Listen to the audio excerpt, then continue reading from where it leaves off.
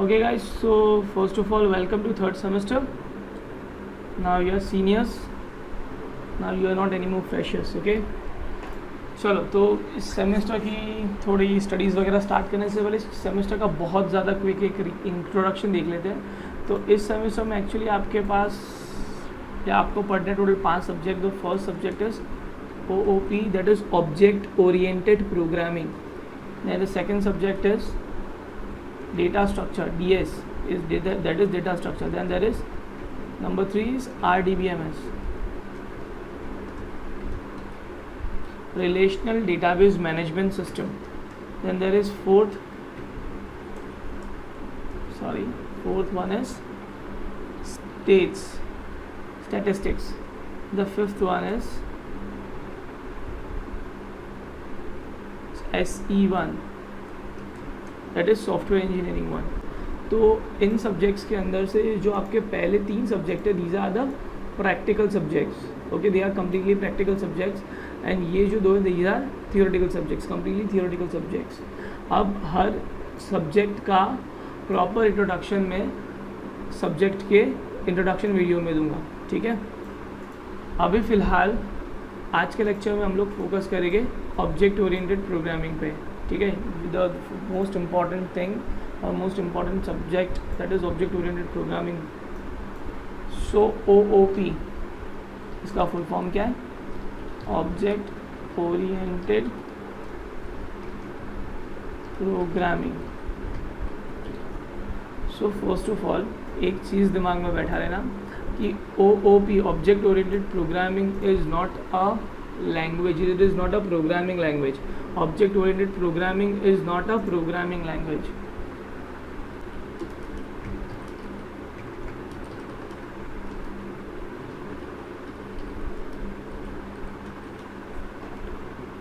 So actually what, अगर object oriented programming language OOP is not a programming language तो OOP है क्या? तो actually OOP is a concept. OOP is a set of concept, you can say.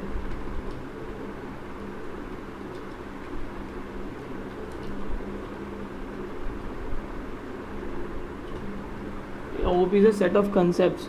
अब इन concepts को OOP में जो concepts आपको दिए गए हैं, इन concepts को आप मल्टीपल प्रोग्रामिंग लैंग्वेजेस के साथ यूज़ कर सकते हो, ठीक है। ये जो आपके concepts जो OOP आपको दे रहा है, इनको आप मल्टीपल प्रोग्रामिंग लैंग्वेजेस के साथ यूज़ कर सकते हो। तो वो प्रोग्रामिंग लैंग्वेजेस कौन सी है? So you can use this OOP concepts with the first C++,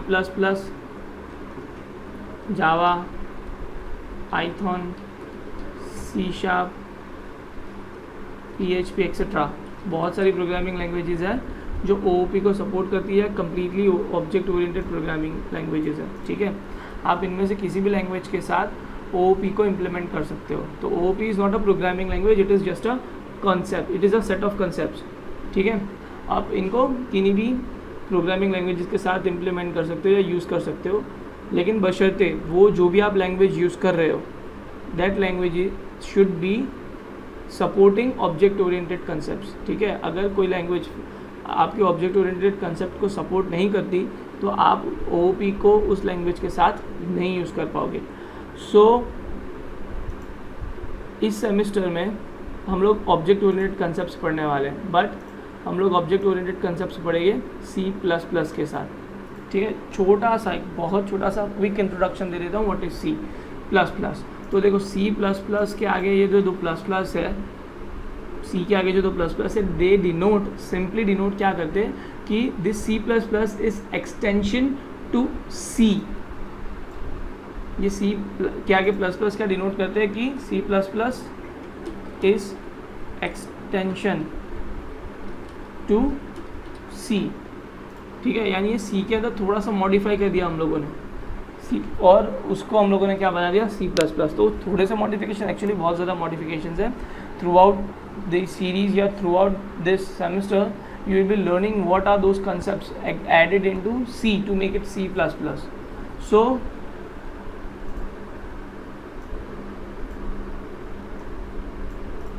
अभी जो हमारा C++ है, it supports what? It supports object oriented programming. But जो आपका सी था, सी सपोर्ट क्या करता है आपका प्रोसीजर ओरिएंटेड प्रोग्रामिंग या POP. C supports what? POP. POP stands for procedure oriented programming. तो ऑब्जेक्ट ओरिएंटेड प्रोग्रामिंग पढ़ने से पहले it is very important to understand what is procedure oriented programming. तभी आपको जाके डिफरेंस पता चलेगा ओओपी और पीओपी के बीच का. Okay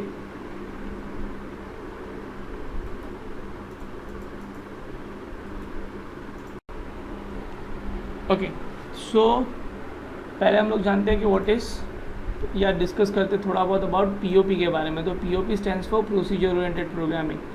as the name suggest, procedure oriented programming. तो प्रोसीजर का मीनिंग क्या होता है कि किसी भी चीज़ को करने का तरीका. तो हम लोग प्रोसीजर ओरिएंटेड प्रोग्रामिंग में किस चीज़ पे फोकस करते हैं एक्चुअली, कि भाई किसी प्रॉब्लम को किस तरह से सॉल्व करना है. ठीक है, यानी किसी प्रॉब्लम को किस तरह से करना है. ओके सो पहले थोड़ा सा क्विक इंट्रोडक्शन देते हैं प्रोसीजर ओरिएंटेड का. फॉर एग्जांपल मेरे पास एक प्रोग्राम है,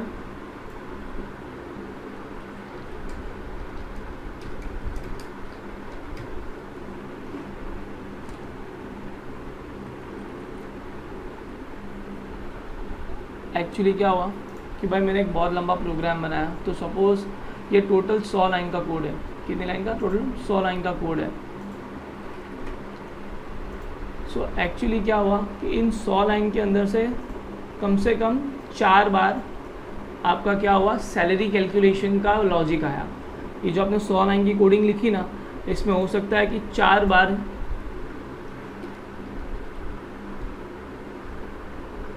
क्या सैलरी कैलकुलेशन का लॉजिक आया.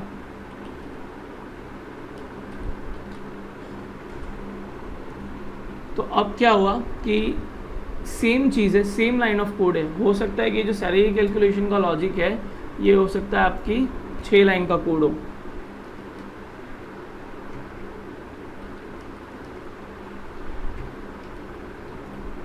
तो ये जो सेम सेट ऑफ कोड था, ठीक है, ये जो है सैलरी कैलकुलेशन का कोड 6 लाइन का कोड था, ये 4 बार रिपीट हुआ, सेम कोड. और दूसरी तो हम लोगों ने क्या किया, चलो फर्स्ट ऑफ ऑल क्या हुआ कि ये सेम टू सेम कोड हम लोगों ने 4 बार लिखा. दूसरी प्रॉब्लम क्या हुई कि भैया कल को उठ के जो भी आपका बॉस है वो आके बोलता है कि भाई ये जो सैलरी कैलकुलेशन का लॉजिक है ना, इसमें मैं थोड़ा सा फॉर्मूला चेंज कर रहा हूँ. इसमें जो सैलरी कैलकुलेशन का जो फॉर्मूला था या जो लॉजिक है सैलरी कैलकुलेशन का, उसको मैं चेंज कर रहा हूँ. तो आपको जो कैलकुलेशन है वो कितनी जगह पे चेंज करनी पड़ेगी? 4 जगह पे आपको जो कैलकुलेशन है चेंज करनी पड़ेगी. अब हो सकता है कि आपने 3 जगह कर दी और एक जगह 6 लाइन में से आपके पास ये जो लॉजिक है इसकी 6 लाइन है, आपने 3 जगह प्रॉपरली 6 लाइन चेंज कर दी. लेकिन क्या हुआ, एक जगह एक आध लाइन छूट गई. तो अब प्रॉब्लम क्या होगी कि आपका जो आउटपुट है वो गलत आएगा.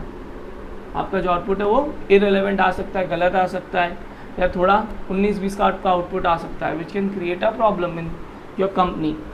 तो इस सिचुएशन में हम लोग एक्चुअली क्या करते थे कि भैया ये जो सैलरी कैलकुलेशन का लॉजिक है ना, इसको हम लोग अलग से कर देते थे, अलग निकाल दो इस कैलकुलेशन को, और हम लोग एक फंक्शन बना देते थे कि भाई वॉइड या इंटीजर या float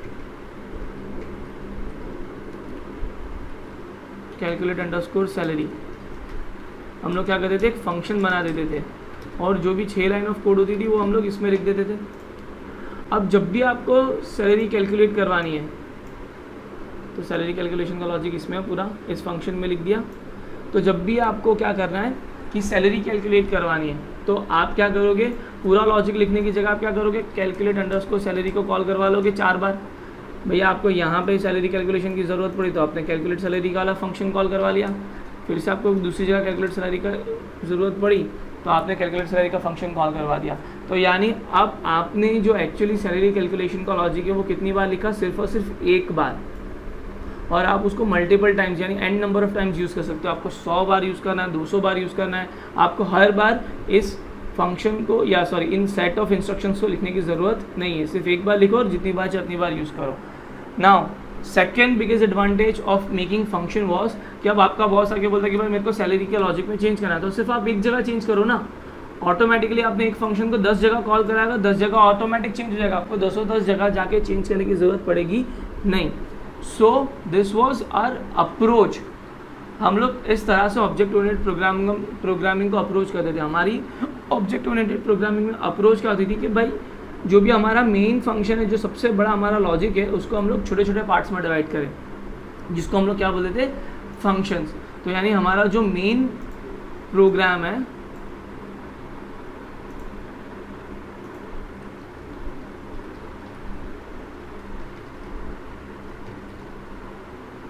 is divided into various functions कि भैया कैलकुलेट सैलरी वाला फंक्शन, फिर अटेंडेंस हो सकता है कि दूसरा क्या अटेंडेंस वाला फंक्शन है,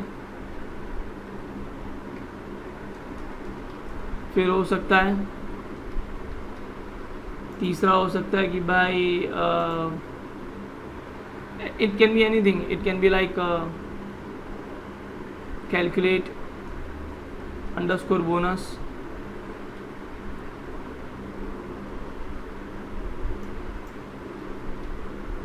या फिर हम लोग या प्रमोट या कुछ भी। तो यानी मेरा एक बहुत बड़ा प्रोग्राम है, मैंने उसको क्या कर दिया, छोटे छोटे पार्ट्स में डिवाइड करने की सोचूंगा। ठीक है कि भाई मेरे एक मेन प्रोग्राम को मैं कितने रीयूजेबल छोटे छोटे पार्ट्स में डिवाइड कर सकता हूँ। यानी ये जितने भी हम फंक्शंस बनाएंगे 5, 10, 15, 20, 25, 100 मेन प्रोग्राम में से, तो ये सारे कैसे होंगे, रीयूजेबल होंगे। ये सारे फंक्शन कैसे होंगे, रीयूजेबल होंगे। रीयूजेबल क्यों? क्योंकि आपने इन फंक्शंस को एक बार लिखा और आप इनको 100, 200, 500 जितनी बार चाहे उतनी बार कॉल कर सकते हो। सो हमारा जो मेन एम होता है प्रोसीजर ओरिएंटेड प्रोग्रामिंग में, वो क्या होता है कि भाई मेरा जो मेन प्रोग्राम है, मेरा जो पूरा सॉफ्टवेयर है, वो छोटे छोटे पार्ट्स में डिवाइड होना चाहिए। वो पार्ट्स कौन से हो गए, फंक्शन। फंक्शन में क्यों डिवाइड करते हैं, ताकि वो रीयूजेबल हो जाए, यानी आप एक बार कोड लिखो और उसको बार बार यूज़ करो। ठीक है, so this was our approach in procedure oriented programming. अब हम लोग थोड़ी बहुत प्रोसीजर ओरिएंटेड प्रोग्रामिंग के फीचर्स देखते हैं पहले।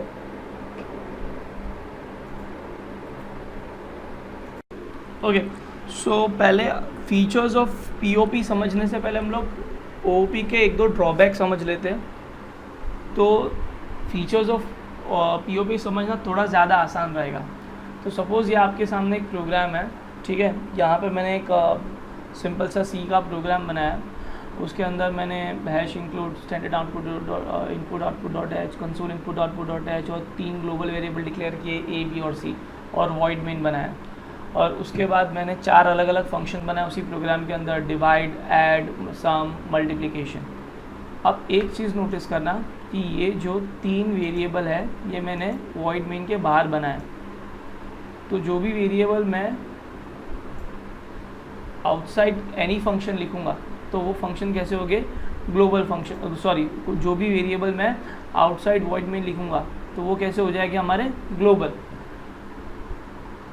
तो ये जो आपके वेरिएबल्स है, these are global variables.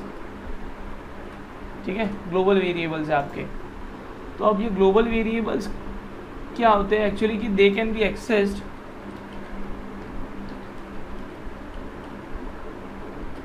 Bye any function in the programme.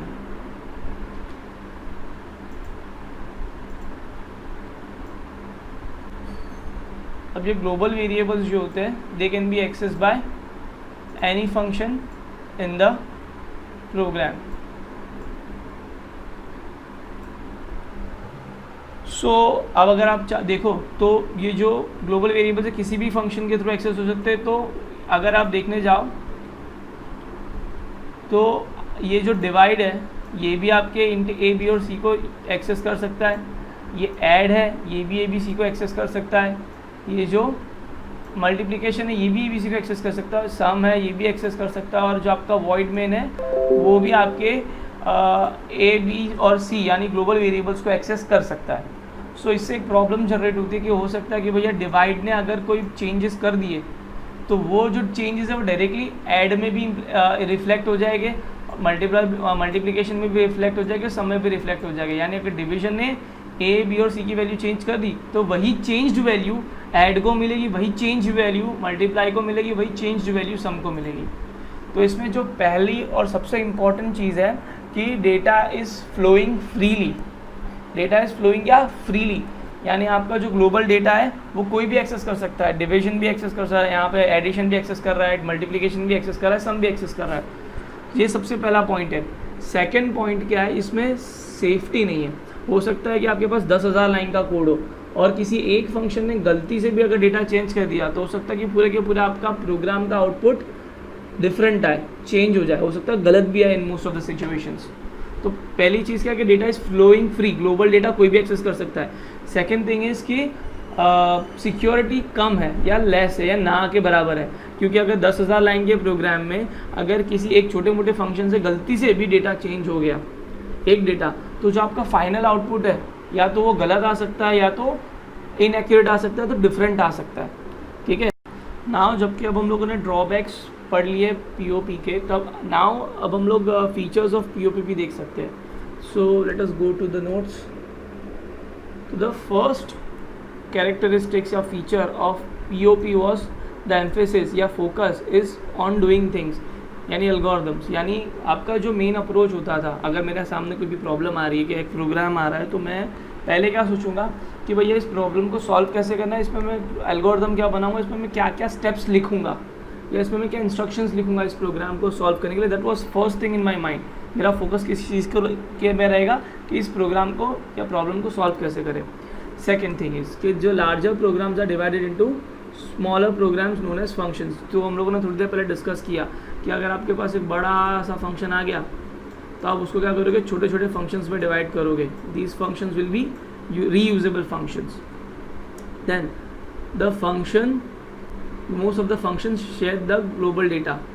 तो जैसे थोड़ी देर पहले हम लोगों ने देखा कि जो जितने भी फंक्शंस है ज़्यादातर ग्लोबल डेटा को शेयर करते हैं।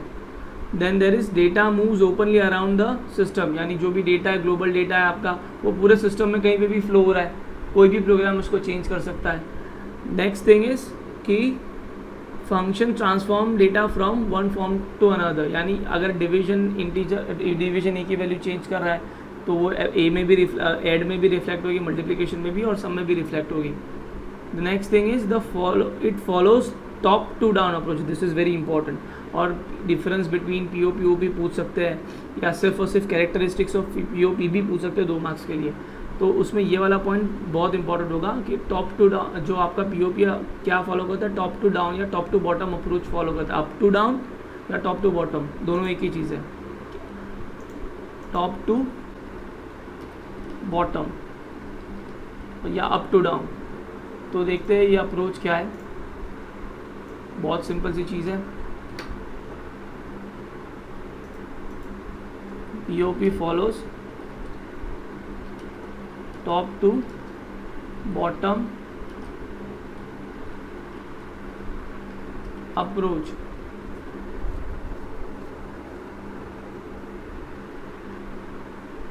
अब ये टॉप टू बॉटम अप्रोच क्या है, तो हम लोगों ने बेसिक तो डिस्कस कर लिया टॉप टू बॉटम अप्रोच का। फॉर एग्जांपल मेरे पास एक बहुत बड़ी प्रॉब्लम आई कि यानी एक सॉफ्टवेयर बनाने के लिए आया, ठीक है, तो मैं उस सॉफ्टवेयर को क्या करूँगा और छोटे छोटे पार्ट्स में डिवाइड करूँगा। ये मेरे सब प्रोग्राम्स या मेरे फंक्शंस बन गए। अब इन फंक्शंस को मैं फर्दर और छोटे छोटे पार्ट्स में डिवाइड कर सकता हूँ।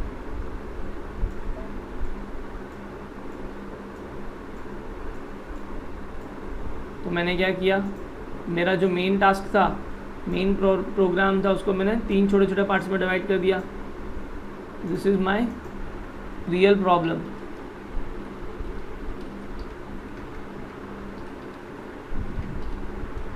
ये मैंने उसको छोटे छोटे पार्ट्स में part A function A, function B, function C में डिवाइड कर दिया। फिर मैंने क्या किया, फंक्शन ए को फर्दर डिवाइड कर दिया और छोटे पार्ट्स में, यानी और छोटे छोटे फंक्शंस में।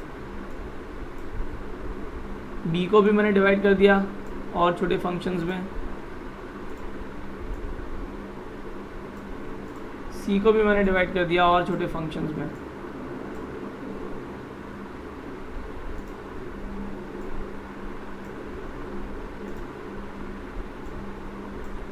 ठीक है।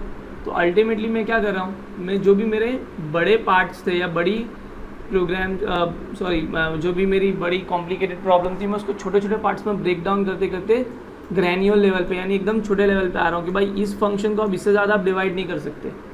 So this is top to bottom approach. हम लोगों ने स्टार्ट कहाँ से किया, एकदम टॉप से किया। हम लोगों ने पहले बड़ी प्रॉब्लम को पकड़ी, उसको सब प्रॉब्लम्स में डिवाइड किया और उन सब प्रॉब्लम्स के क्या बने, सब फंक्शंस बने, और उन फंक्शंस को हम लोगों ने फर्दर डिवाइड कर दिया ताकि उनसे और सब फंक्शंस बने। ठीक है, ये level n number of levels तक जा सकते हैं। So this is what known as top to bottom approach. This is what known as top to bottom approach, कि आप बड़ी प्रॉब्लम को छोटे छोटे पार्ट्स में डिवाइड करते जा रहे हो। ओके,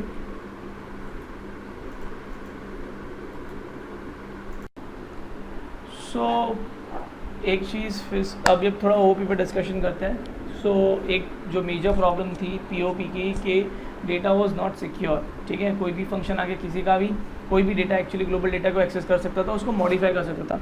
तो इस सिचुएशन में प्रॉब्लम क्या अराइज होती थी, सिक्योरिटी की प्रॉब्लम बहुत ज़्यादा अराइज हो जाती है। तो पीओपी इस प्रॉब्लम को सॉल्व आउट कैसे करता है, now we need to see this thing.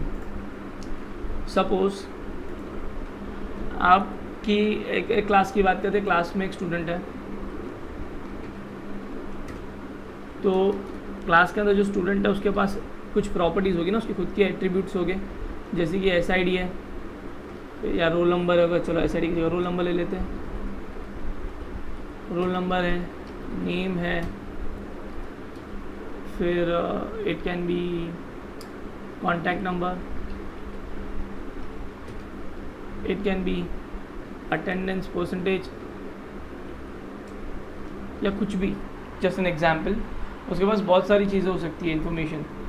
तो और हो सकता है कि भाई वो कुछ फंक्शन भी परफॉर्म करता हो, तो भाई जैसे कि मार्क अटेंडेंस,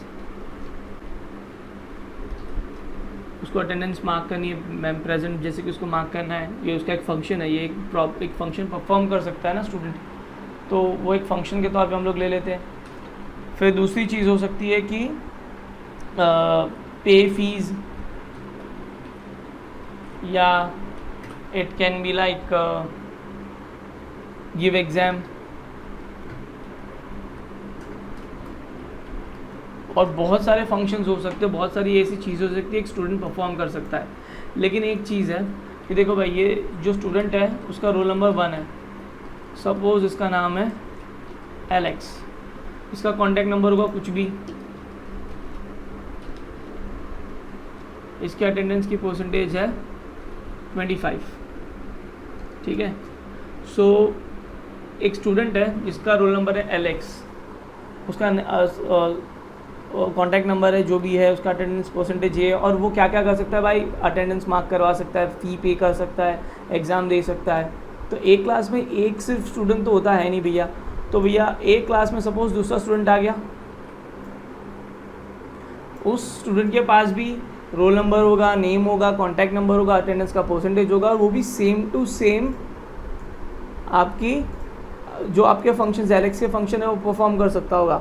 तो डिफरेंस कहाँ जाता है, तो डिफरेंस आता है उसकी वैल्यूज़ पर।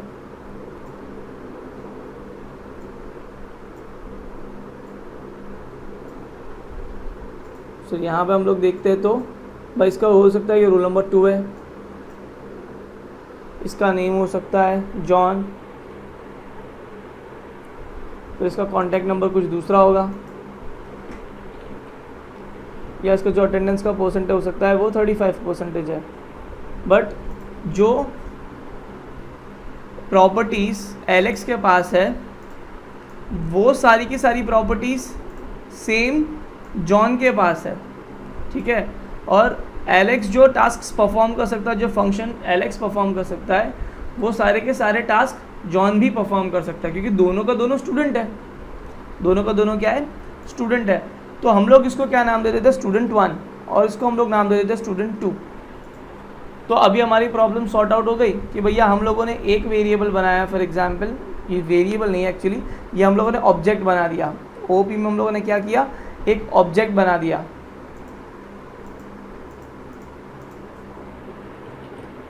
ऑब्जेक्ट के ऊपर हम लोग बाद में बहुत ज़्यादा डिटेल में डिस्कशन करने वाले हैं। बस अब एक समझो कि ओपी में मैंने क्या किया, पहला ऑब्जेक्ट बनाया स्टूडेंट 1 नाम का, पहले ऑब्जेक्ट का नाम क्या, स्टूडेंट 1, उसके पास roll number, name, contact number, attendance नाम की प्रॉपर्टीज़ थी, और उसके पास mark attendance, pay, fees, give exam नाम के फंक्शंस थे। इसी तरह से एक स्टूडेंट 2 नाम का ऑब्जेक्ट बनाया, उसके पास भी सेम टू सेम प्रॉपर्टीज़ है, सेम टू सेम फंक्शंस है, ठीक है, लेकिन उसकी प्रॉपर्टीज़ अलग हो सकती है ऑब्जेक्ट 1 से। और इसमें जो इम्पॉर्टेंट चीज़ है वो इम्पॉर्टेंट चीज़ क्या है, सबसे ज़्यादा इम्पॉर्टेंट चीज़ डेटा सिक्योरिटी है। मतलब ये जो मार्क अटेंडेंस है, देखो स्टूडेंट 1 के पास भी मार्क अटेंडेंस है और स्टूडेंट 2 के पास भी मार्क अटेंडेंस है, पर जो स्टूडेंट 1 का मार्क अटेंडेंस है वो सिर्फ स्टूडेंट 1 की प्रॉपर्टीज़ को चेंज कर सकता है। यानी स्टूडेंट 1 का roll number, mark attendance change, जो भी यहाँ पे आपके फंक्शंस है, सॉरी मार्क अटेंडेंस, जो भी आपके फंक्शंस है वो स्टूडेंट 1 के अंदर है, वो स्टूडेंट 1 की प्रॉपर्टीज़ ही चेंज कर सकते हैं। जो स्टूडेंट 2 के फंक्शंस है वो स्टूडेंट 2 की ही प्रॉपर्टीज़ चेंज कर सकते हैं। यानी अगर स्टूडेंट 1 का ऑब्जेक्ट या स्टूडेंट 1 का जो आपका फंक्शन है वो स्टूडेंट 2 का नेम चेंज करे जाए तो ये पॉसिबल नहीं है, दिस इज़ नॉट पॉसिबल। तो यानी एक्चुअली में आपका एडवांटेज क्या हो गया, जो फंक्शन जिस ऑब्जेक्ट में है, यानी सपोज़ ये वाला जो फंक्शन एक आपके स्टूडेंट 1 में तो स्टूडेंट 1 की ही डेटा चेंज कर सकता है, स्टूडेंट 2 की डेटा चेंज नहीं कर सकता। उसी तरह से स्टूडेंट 2 का जो फंक्शन है वो स्टूडेंट 1 के डेटा चेंज नहीं कर सकता, वो सिर्फ और सिर्फ स्टूडेंट 1 के ही डेटा चेंज कर सकता है। तो यानी जितने भी ऑब्जेक्ट आप बनाओ, अगर आप उठ के थर्ड ऑब्जेक्ट बना दोगे, ठीक है, आपने स्टूडेंट 3 नाम का ऑब्जेक्ट बना दिया, सो स्टूडेंट 3 के पास भी खुद की कॉपीज़ होगी, role number, name, contact number, attendance, marks underscore attendance, pay, fees या गिव एग्जाम, इन सारी जो भी है फंक्शंस और प्रॉपर्टीज स्टूडेंट 3 के पास भी ये सेम प्रॉपर्टीज़ और फंक्शंस हो गए। बट स्टूडेंट 3 भी स्टूडेंट 1 और स्टूडेंट 2 के डेटा को चेंज नहीं कर पाएगा। सो दिस इज़ डेटा सिक्योरिटी।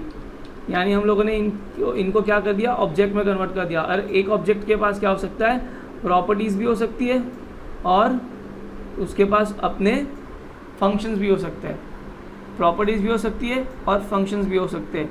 लेकिन एक ऑब्जेक्ट के फंक्शंस, जो आपके सिंगल ऑब्जेक्ट के फंक्शंस है, वो किसी दूसरे ऑब्जेक्ट के वेरिएबल्स को चेंज नहीं कर सकते। So this provides you a data security as well as data binding. Data binding क्या होता है, इसके बारे में हम लोग बाद में डिस्कशन करेंगे।